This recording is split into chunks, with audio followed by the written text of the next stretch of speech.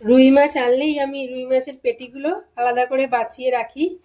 তো রুই মাছের এই পেটি দিয়ে আজকে একটা খুব মজাদার একটা রেসিপি বানাবো। আশা করি তোমাদের ভালো লাগবে। মাছগুলো আমি ছোট ছোট টুকরো করে কেটে নিয়েছি। এরপরে লেবু রস দিচ্ছি ম্যারিনেট করে রাখার জন্য, তাহলে মাছের এই আঁশটানি গন্ধটা অতটা থাকবে না। আর এবারে নুন দিচ্ছি, হলুদ দিলাম, আর একটু কাশ্মীরি মির্চি দিচ্ছি কালারটা হওয়ার জন্যে। আর পরে অবশ্য আরেকবার দেবো। আর এই যে সর্ষের তেল দিয়ে দিলাম। এটা ভালো করে এবার মাখিয়ে ম্যারিনেট করে রেখে দেবো কিছুক্ষণ।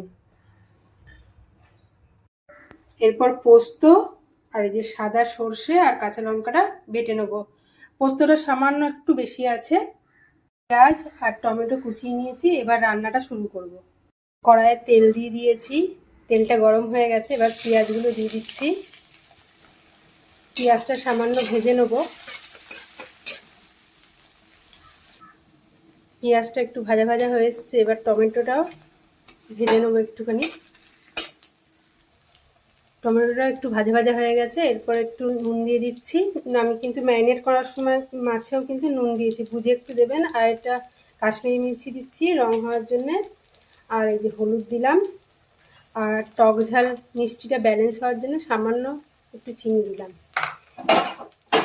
এবার একটু নেড়ে নেবো। একবার নেড়েই আমি এই যে পোস্ত সর্ষে আর কাঁচা লঙ্কা বাটাটা দিয়ে দিলাম। খুব সুন্দর কালার এসছে। এবার একটুখানি নেড়ে একটুখানি এই মশলাটা একটু কষাবো। মশলাটা সামান্য কষিয়ে একটু এবারে গরম জল দিয়ে দেবো। ঝোলটা ফুটে গেছে। এরপর আমি কিন্তু কাঁচা মাছগুলোই দিয়ে দেবো। আমি কিন্তু মাছটা ভাজিনি কিন্তু। মাছটা দিয়ে দিয়েছি, সাথে দুটো চেরা কাঁচা লঙ্কা দিয়ে দিয়েছি। দিয়ে এরপরে গ্যাসের ফ্লেমটা একটু আস্তে করে দিয়ে, মানে লো টু মিডিয়ামে করে দিয়ে এবার রেখে দেবো। বন্ধুরা ঢাকাটা খুলে একটু দেখে নিচ্ছি। মাছটা সেদ্ধ হয়েছে নাকি। মাছটা কিন্তু আমার সেদ্ধ হয়ে গেছে। তবে ঝোলটা এতটা রাখবো না, আর একটুখানি মারবো, শুকনো শুকনো করবো। এই অবস্থায় আর একটু কাঁচা তেল আমি উপর দিয়ে দিয়ে দিলাম। এই মাছটায় একটু তেল বেশি লাগে, কারণ কাঁচা মাছটা হচ্ছে তো তাই।